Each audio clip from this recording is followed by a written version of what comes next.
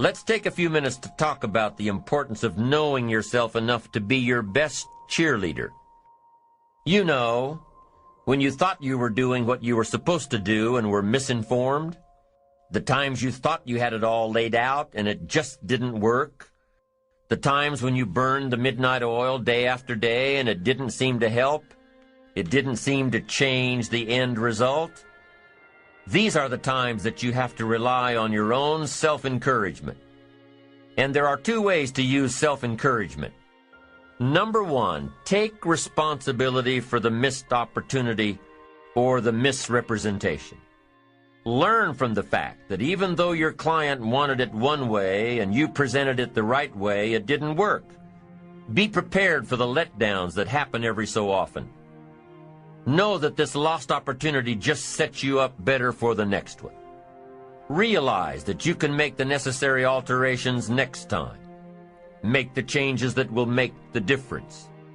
Study your mistakes and learn from them. Don't dwell on the mistakes. Acknowledge them. Learn from them.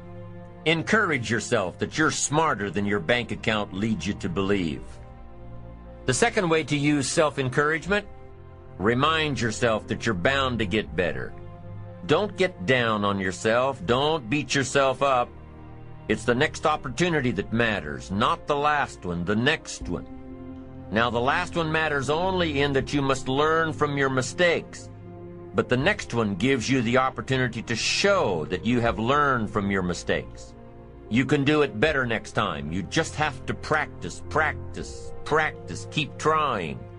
Keep trying until what? Until you've got it down. If you figured out what went wrong last time, then you know how to make it right next time. If you figured out what it was in your presentation that didn't work, don't say that next time. If you figured out that the reason you didn't close the deal this time was because you didn't have all the facts and figures in place, have all the facts and figures in place next time. Don't beat yourself for messing up. Pat yourself on the back for figuring it out. You need to encourage yourself. You need to pump yourself up. You need to be your own cheerleader. Why? Because you can't wait and hope that someone else will come along and cheer you up, make you feel better, tell you that you'll do better next time. You have to rely on yourself. You have to have faith in yourself and your ability to figure out what works and what doesn't, what's right and what's wrong. You have to have the inner belief that everything you're doing for a positive outcome in the future. You have to encourage yourself with future successes. Number one way to use self-encouragement: take responsibility for missed opportunities and study your mistakes. Number two, don't get down on yourself. Encourage yourself with your future. Encourage yourself with your goals, your dreams, your ambition. Knowing that you've got a plan. Knowing that you're taking the right steps. Knowing that you're going to do it until. When you miss an opportunity, are unprepared for an opportunity, or suffer a setback while realizing your goals, when you miss out, you need to encourage yourself by immediately getting back into line. There's an old cowboy saying, fall off a horse 7 times, and you're a real cowboy. If you fall off a horse, get right back on.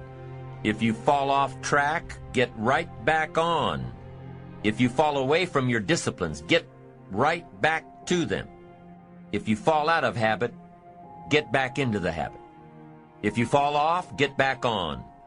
If you fall off the horse of habits or disciplines or progress. If you fall off the horse, get back on. It may be hard, it may be a bit frightening, but get back on. Keep your ambition alive and active and well. We must all suffer one of two pains, the pain of discipline or the pain of regret. If you don't spend an ounce of discipline, you'll most likely suffer tons of regret.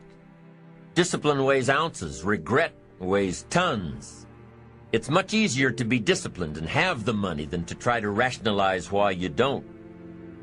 I'm telling you, better a few disciplines than a lack of dignity.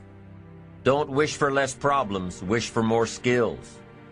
Don't wish for less challenge. Wish for more wisdom. Don't wish for it to change out there. Develop yourself to the point that you can truly and totally rely on yourself. Doing something that you don't find challenging, that does not make you stretch mentally, that does not stimulate you, that does not inspire you. Something that you don't find a sense of fulfillment in it. If you're doing that day in and day out, it has to affect how you feel about yourself, your level of motivation. Your relationships. What kind of impact is it having on your life? Is it nourishing or is it a toxic relationship? Does it drain you or does it build you up? Ask yourself that. How motivated are you to do something about it? Your contribution, your actions. What are you giving? Many people will leave the universe without a trace. No one will know they were here. And in fact, under their name, we could put under there, not used up. Will anybody know that you came this way? What contribution are you giving? What will you leave? What will be different because you came this way?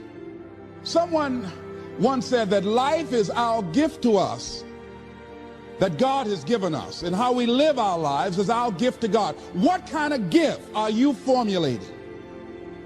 Is this a gift that you like to take back and do something else before you turn it in? Think about that. What can we do? What are some of the keys that we can begin to use to motivate ourselves when our batteries run low? Because I don't care who you are, I don't care what you do, at some time you are going to get tired. At some time you're going to get in a rut. Seem like nothing you do works out right. And sometimes it just seems like you just don't have the wherewithal or the will to do anything. That sometimes you act like you're punch drunk. You're just wading through life, just doing time day in and day out, looking at non-discriminatory television, anything that's on, just looking. And depressed, feeling powerless, feeling useless, and bored. What do you do? How do you get yourself out of a rut? How do you, when you know you can do more than what you've been doing and you're not doing it and you're discontent with where you are, you get angry at yourself. How do you get out of that rut? How do you motivate yourself? One of the things that we must do is that we must be involved in working on achieving self-mastery. You must work on yourself continuously. Never be satisfied with yourself. Always know that as you invest the effort and time on you, that's the greatest ability that human beings have above animals. See, a dog can't be anything but a dog. Tree can't be anything but a tree. Human being, you've got unlimited potential. You can put effort on you, and by concentrating on you and developing you, you can transform your life wherever you are right now. So you want to work on yourself. You want to read books that inspire you and motivate you. You want to listen to tapes over and over and over again. And I suggest that you listen to tapes when you first get up in the morning. You want to control the spirit of your day. When you first wake up in the morning, your mind is operating at 10.5 wave cycles per second. That's when the subconscious mind is most impressionable. Whatever you hear in the first 20 minutes when you wake up, that will affect the spirit of your day. When you listen to tapes, listen with relaxed belief. Believing that this can happen for you. And by listening to them, listen to them over and over and over again, and you will get a breakthrough. You can listen to the same tape for months, and all of a sudden you hear something you never heard before. It have a special meaning for you. Or read the same book over again, and you find some special insight. You said, I can't believe I didn't see that the first time. So you want to be involved in developing yourself. Most people won't do that. Most people won't take that kind of effort and invest that kind of energy in themselves because they will fall prey to that conversation within. Oh, don't do that. You don't have time. You're too busy. You're too caught up in the rat race. Most people won't do that. Well, they won't take time to go to lectures. They won't take time to go to seminars. They won't take time to go to classes to improve themselves. And as you continue to work on yourself, you will begin to expand your vision of yourself. You begin to work towards self-mastery. And you will begin to see it reflect itself in all the dimensions of your life, your mental life, your physical life, your social life, in your relationships, your monetary life. So concentrate on developing yourself.